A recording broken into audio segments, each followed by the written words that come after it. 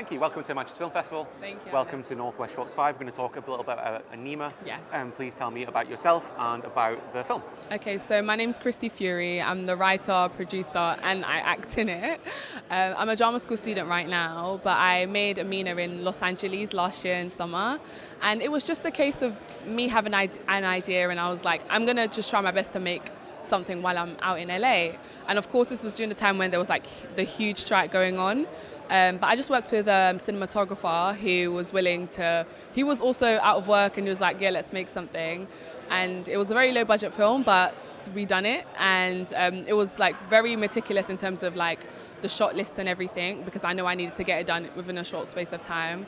But myself, I've always been writing. And this was my first film as a director that I decided to make, and I did it in LA. Awesome. That's amazing. Well done. Thank you. I don't think conversations about genre are necessarily the most interesting, but I think when it comes to this, maybe it's kind of interesting because it's 94 seconds long. Yeah. Like there's no spoken dialogue, it's all voiceover, and there's an argument, it's performance poetry. Yeah. Why did you feel this was a story to tell as a film rather than as a performance? So the thing is with performance poetry, I've never had much luck when it comes to performing poetry in live spaces, and I understand film a lot more. And with this piece particularly, I envisioned seeing it as a film.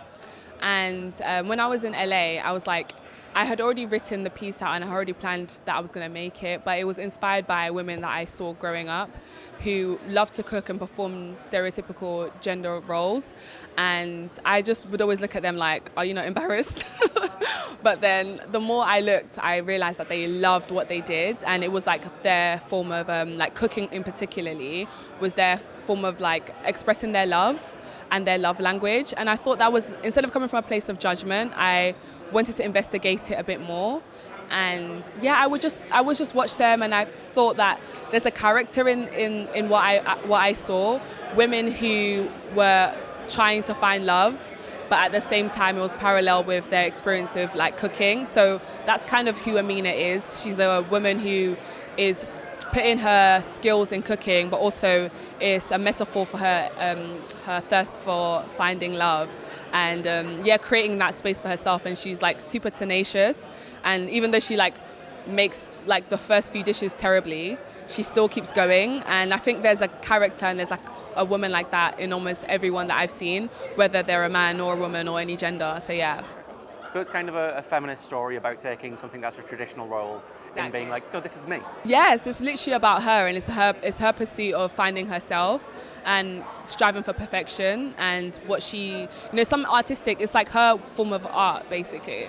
And sometimes when you have a artistic fuel, you want to fulfill that to the best of your ability. And it wasn't necessarily about making food for a man, it was about her actualizing herself and being her best version. Oh, very cool. One of the things I really enjoyed about it as a film were how tight and intimate the shots were, like you were right in her face. Was that a product of being shot in a flat in LA, or was that like a conscious choice of like, we want that closeness? It was a conscious choice. That was the first conversation I had with the DP. I was like, I want all the shots tight, and he's like, oh, I love that. And I was like, I want it to be really quick. So when we were making the score, I was like, I love the sound of the clapping hands. And I think when sometimes I hear like the music before I see the film, and I was like, yeah, this music will only work perfectly if the shots are really tight. And I remember looking at the monitor, I'm like, tighter.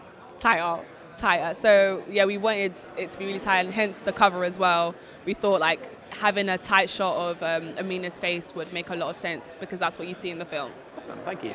I think we've run out of time, but we'll have a little more of a chat after the film. No, before you go, tell me what's next for Amina and what's next for yourself, Christy. Okay, so I am about to graduate drama school, and for Anima's actually screening today as well in Atlanta.